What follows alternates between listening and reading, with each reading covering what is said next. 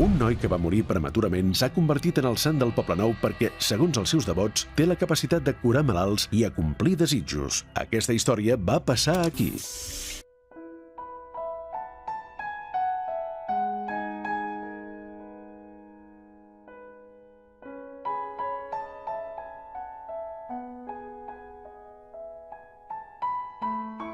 Estem al cementiri del Poblenou, envoltats de tombes extraordinàries, de grans industrials, però la tomba més visitada al cementiri no és cap d'aquestes que tenen aquest interès artístic, sinó la d'un noi d'origen molt humil i al qual se li atribueixen poders especials.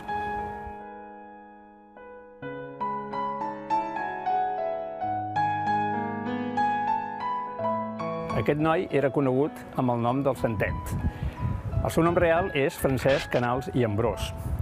Va morir l'any 1899, als 22 anys d'edat. Sembla ser que vivia a la plaça de la Llana, al barri del Born. Era fill d'una família molt senzilla, el seu pare era cec i tenia un negoci d'estores.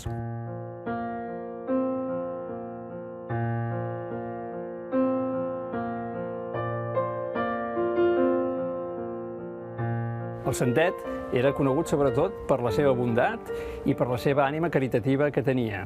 Deien que entre les noies, les altres dependentes dels magatzems del Siglo, doncs tenia molta fama com a persona que endevinava els somnis, com a persona que endevinava també si li agafaves les mans i el miraves fixament als ulls, et deia el dia que moriries. Concretament, ell va predir la seva pròpia mort. Hi ha qui opina, i aquesta és la hipòtesi més acceptada, que va morir víctima de la tuberculosi. Altra gent opina que va morir de resultes de les cremades d'un incendi quan intentava salvar persones que estaven atrapades en aquell foc. Fos com fos, la qüestió és que de seguida que és enterrat aquí, les floristes de la Rambla, les companyes seves dels magatzems del Siglo venen a portar-li flors i demanar-li desitjos. I ell sembla ser que els hi atorgava aquests favors.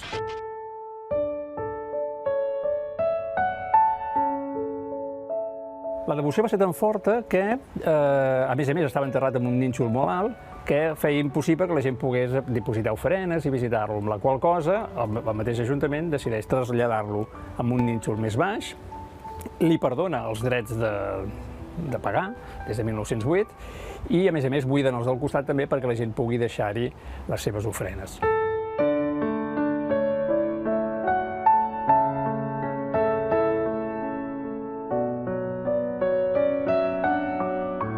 Si mirem la tomba del Santet, no hi ha dubte de la devoció popular del sant.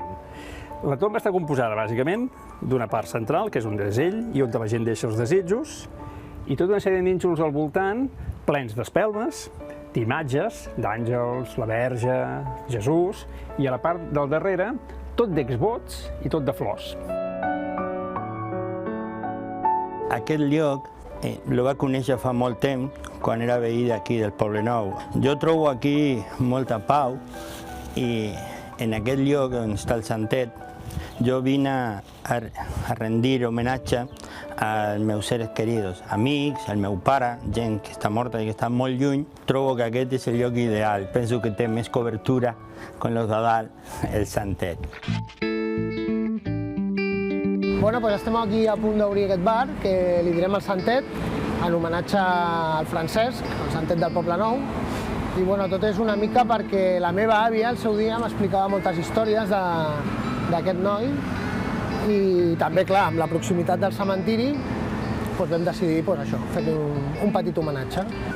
Doncs la meva àvia recordo que m'explicava que algú una vegada estava davant de la tumba del Santet i va parlar malament d'ell i ell va picar un cop de peu a la tumba i és per això que es va fer una escletxa. I aleshores ella deia que anava a veure'l i a través d'aquella escletxa ella el veia i parlava amb ell, no?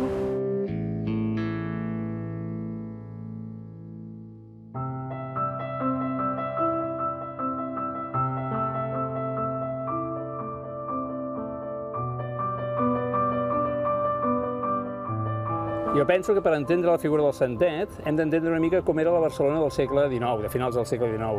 Era una Barcelona que oscil·lava entre dos extrems. Per una banda, aquella Barcelona conservadora, ultracatòlica, monàrquica, llavors feia poc de la restauració dels Borbons, i jo m'imagino que la figura del santet hauria d'anar en aquesta línia. I una altra Barcelona que ja es començava a imbuir-se de les idees anarquistes, de les idees marxistes, d'aquestes idees espiritistes que s'havien anat venint, havien penetrat des de França, i que aquí el Poblenou concretament és on més seguidors tenia. Entre aquestes dues Barcelones jo crec que ha anat sortint la figura del santet. Demanar un desig al santet és molt fàcil. Agafes el paper, el poses a l'urna, pregues amb molta devoció i marxes per la dreta, sempre per la dreta. I mai mirant enrere, sobretot.